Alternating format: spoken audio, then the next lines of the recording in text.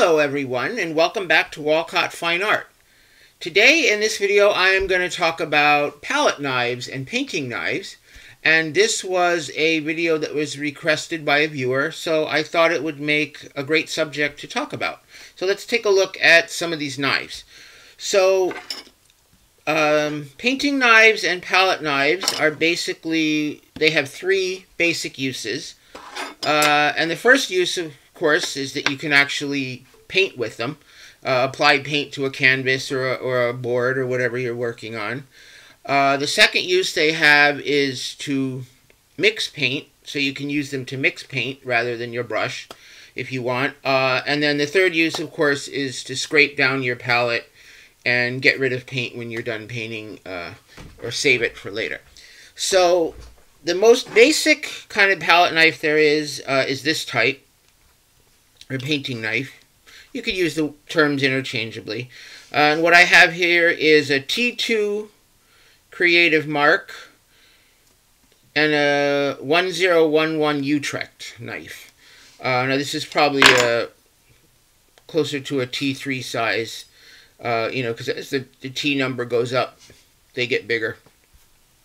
So these are the two knives that I use the most, and typically I use these most for sometimes mixing colors, and this is your basic, knife that you can use. So if you're only going to buy one, or you can only afford to get one or two, these are the two that I would recommend you start with, rather than some kind of specialized ones, because they come in all different shapes and sizes, from very small to very large to special ones that have scalloped edges for different effects, and so there's a lot out there to choose from. But I would just start with these two if you're on a budget or you're just looking to get started.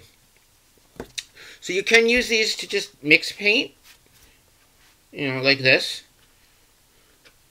So I'm just mixing up a little phthalo green with white here, just to mix.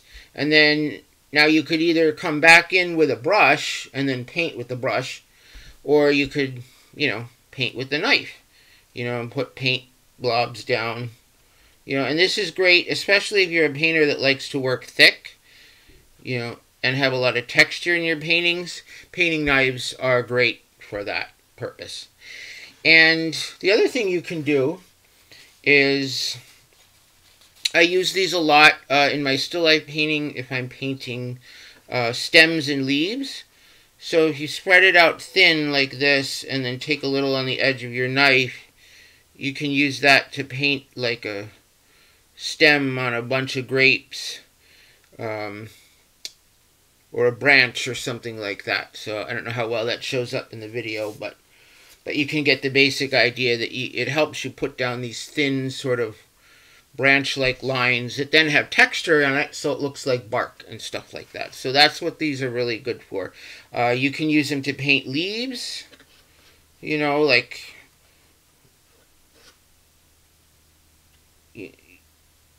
like this type of a thing, or flowers, flower petals. This would be good for like a sunflower or a daisy type thing. So that's your basic palette knife. Then there's another shape, like they have these long skinny ones like this that are pointed and angled and straight. So these are also good, to make kind of leaf and floral shapes and that kind of thing.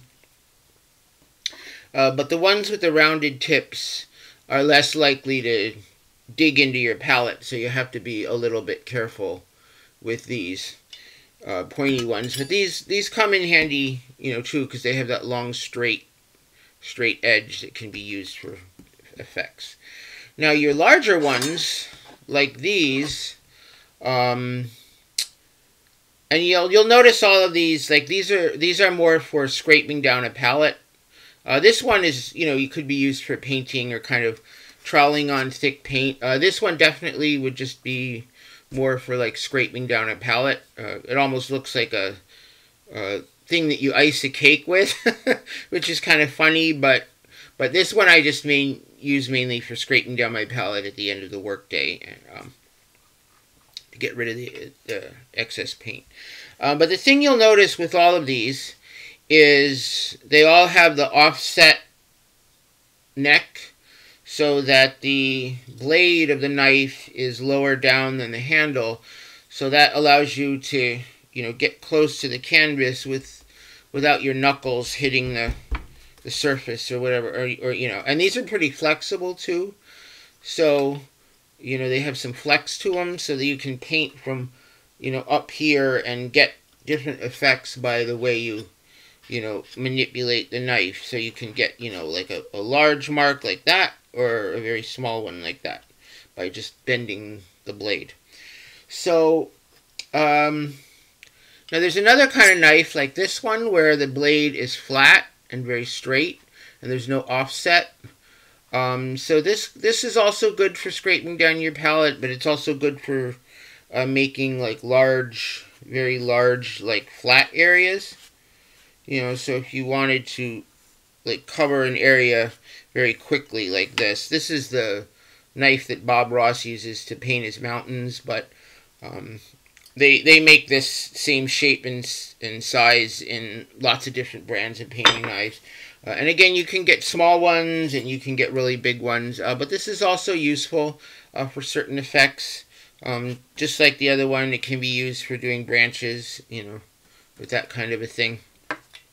But I find this type, this type and shape, like I showed at the beginning of the video, to be the most versatile in terms of mixing and painting that you're going to find. So like I said, I would start with these. So I hope that gives you a little bit of a quick introduction into painting and palette knives and what their uses are. This is certainly not a comprehensive video. There's lots more out there.